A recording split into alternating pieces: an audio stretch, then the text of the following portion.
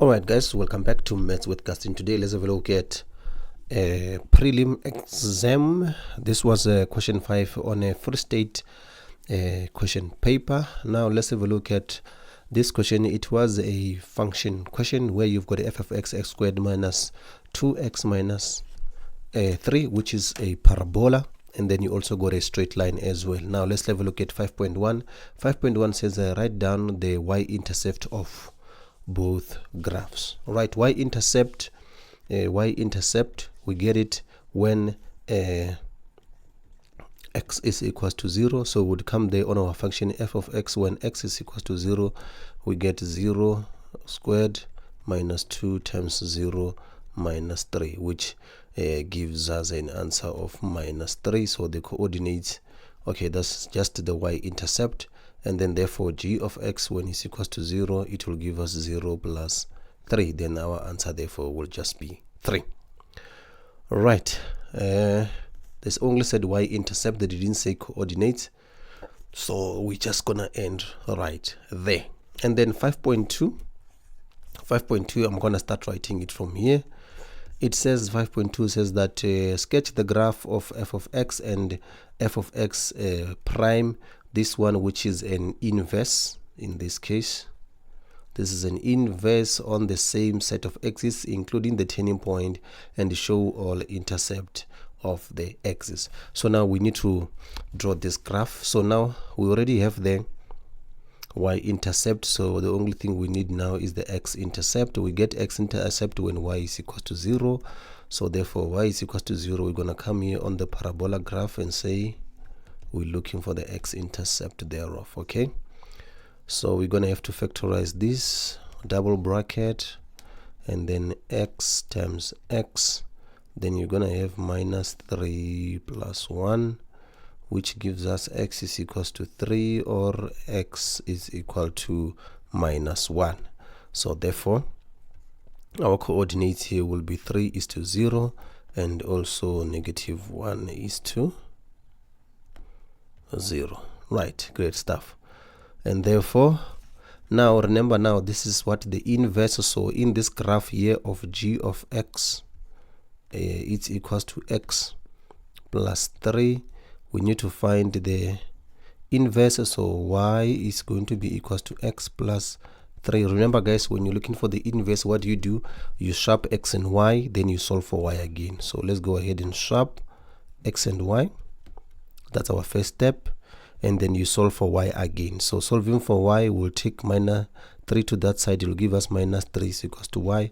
So our equation is y is equal to, as I run out of space there, s is equals to x minus 3. Let me rather write it up here because I'm running out of space. Y is equals to x minus 3.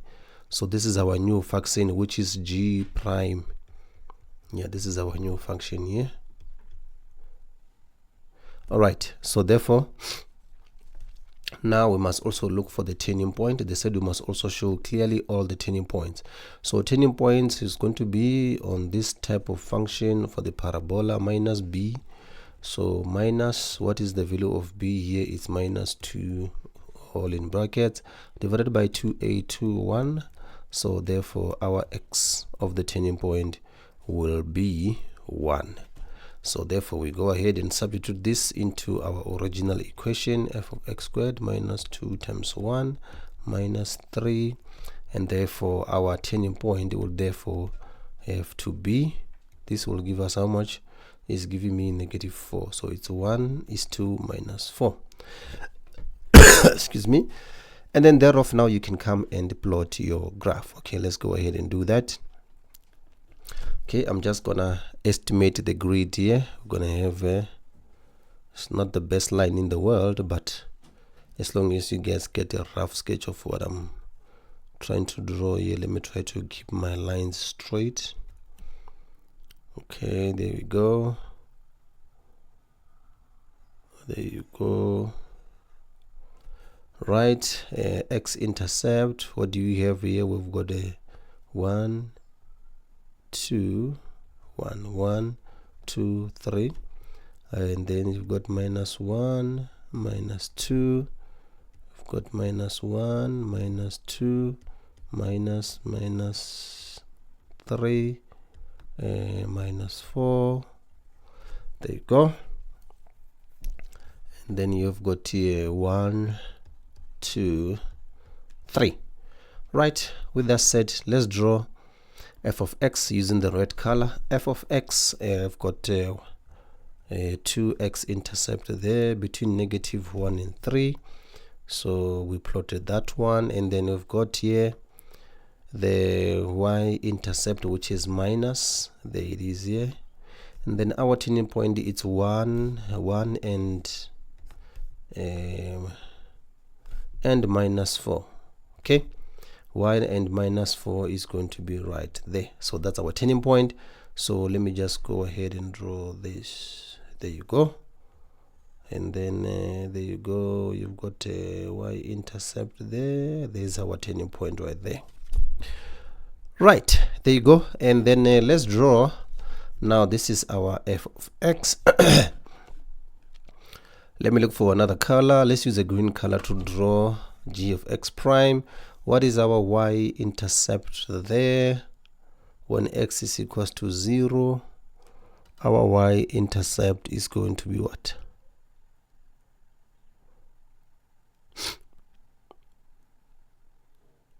-3.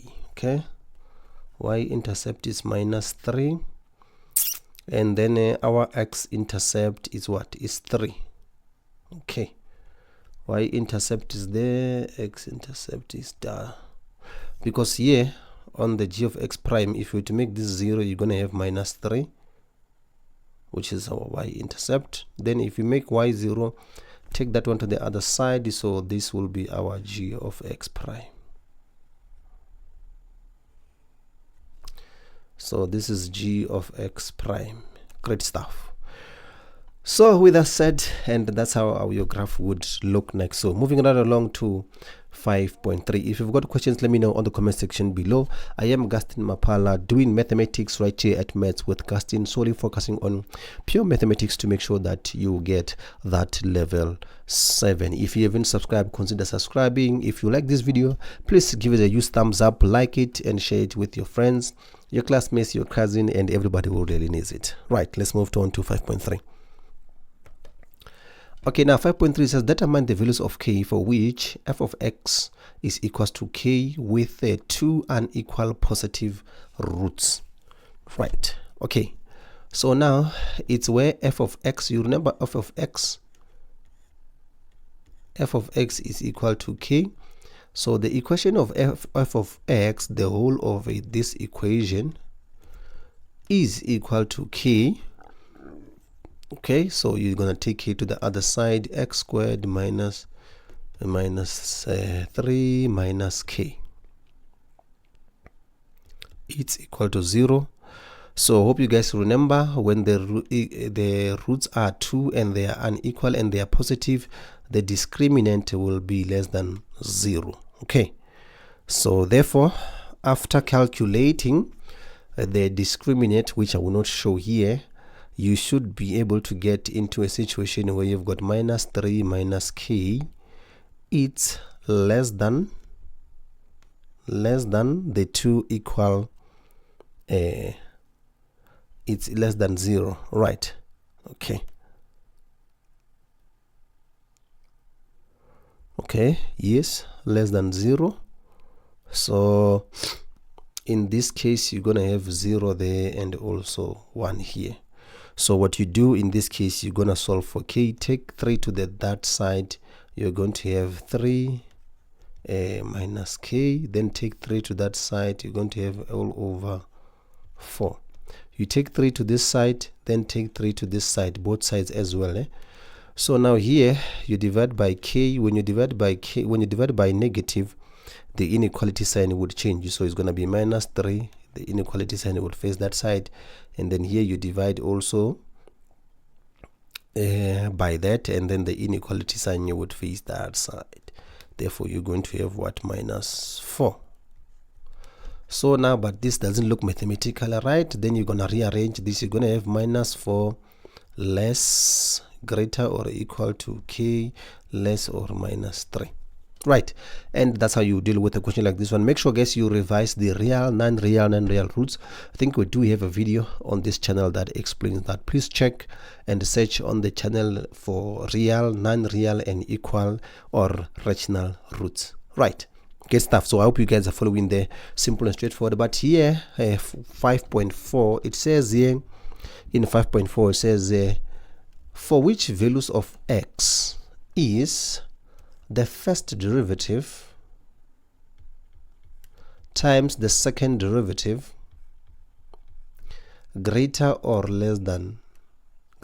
equal to 0. So now the best thing to do here, guys, don't go and look for these values of x. The best thing to do here is to calculate it. So let's go and look for the first derivative. The first derivative from our function. Remember, our function was given to us like this: x squared